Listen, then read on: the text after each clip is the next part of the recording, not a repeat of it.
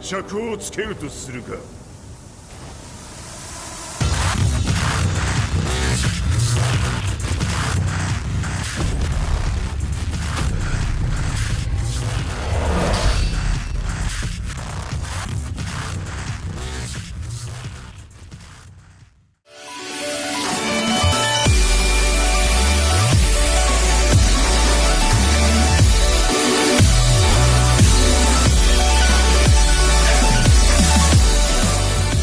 Tekken is one of the most recognisable fighting game franchises, having been around for 23 years with its latest installment for consoles being Tekken 7. Developed by Bandai Namco Studios and published by Bandai Namco Entertainment, does Tekken 7 live up to its predecessors? Let's find out. Welcome to the King of Iron Fist Tournament 7. The simple answer is yes and no. The graphics are the best the series has ever been. The fighting mechanics are spectacular.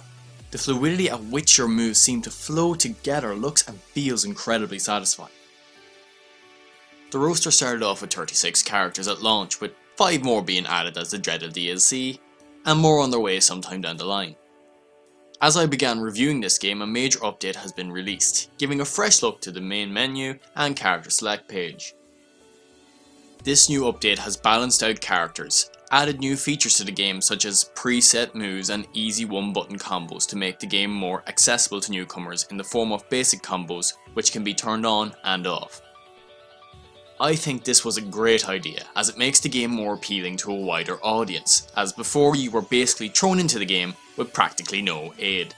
The sheer number of characters provides an aspect of fun as you explore which character suits you personally.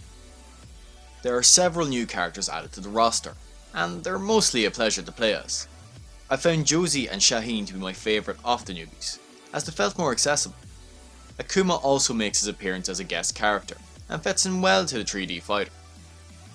Changes have been made to the fighting mechanics in this iteration of Tekken, but overall it mainly remains the same, just polished to a T.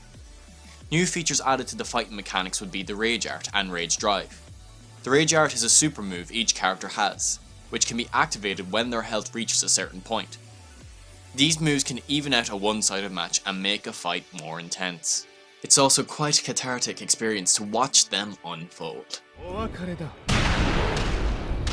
Rage Drives also require your health to be low to activate.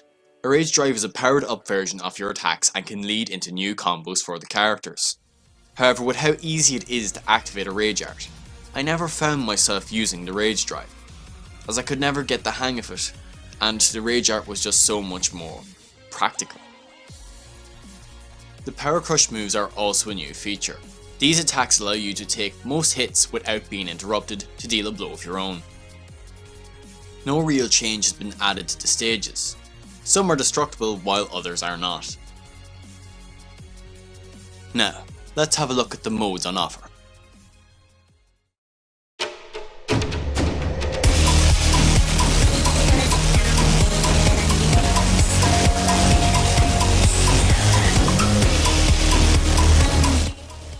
The modes on offer are quite lacking, to the extent that it's slightly depressing. Arcade mode is cut in half with a total of 5 fights accompanied by a game over sign when you complete it. This was a bit of a letdown, as previous games had 10 rounds and then a cutscene for each character. Tekken 7 gives less reason to play arcade mode than previous installments in the franchise. The story mode is a bit of a mixed bag, with a bland delivery, some confusing story choices. But it is worth it for the ending of the Mishima saga. There are side stories that exist for each character, which consist of one battle and then a cutscene. And while it does fill in what's going on with the characters, it feels cheap compared to previous Tekken games. But some of the cutscenes I did find quite amusing.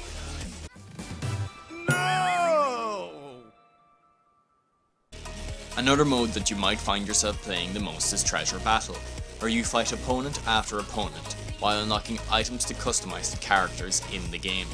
In Treasure Battle, fights will mix things up, keeping it interesting by having double damage be dealt on certain battles or increase the speed at which characters move. There is a customization mode, and it's surprisingly diverse. It's not a mode I dabbled in much, but seeing what can be made is entertaining. You can also unlock previous costumes for characters in this mode, which is a nice touch. You can also purchase items with currency you can earn in-game from the fights you complete. You have practice mode, which is where you go to be overwhelmed by the sheer number of fighting moves characters have, which you can try out or master. Where Tekken 7 really shines is in versus mode, the best mode in my personal opinion. You and a friend go head to head against each other. This brings the game to a whole new level, as the tension is amplified and brings out the best of Tekken 7, which is the gameplay. Online is a fine experience. I never suffered any lag, even with my less than stellar Wi-Fi connection. While there is suspense in these fights that make them a joy, it feels hollow compared to when you're playing versus mode with a mate. Now on to something they nailed on the head: the music.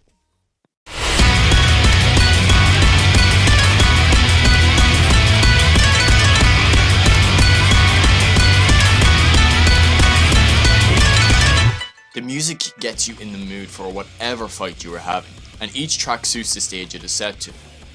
But if the music from this game fails to appease to you, that's okay, because every track from the previous games is available in this game.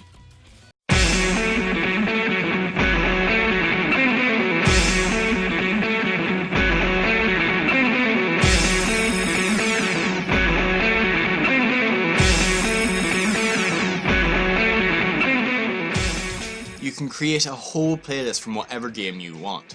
This was a genius idea that brings back a huge lump of nostalgia. And talking about nostalgia, we have all the previous cutscenes from Tekken games along with artwork. These are obtained through the money you earn in game. It was a neat touch and really cool for long-time fans. Overall, Tekken 7 is Tekken at its best when it comes down to how smooth and satisfying fighting is, with the new mechanics added into the game giving it a fresh outlook. But with a lack of modes to explore and smaller problems such as long loading screens, it feels like a step back in some places for the long-running franchise. If you're a fan of fighting games, I would wholeheartedly recommend it. But at the end of the day, I believe that it thrives when you sit down with friends and battle it out. Tekken 7 gets a 7.5 out of 10 from me.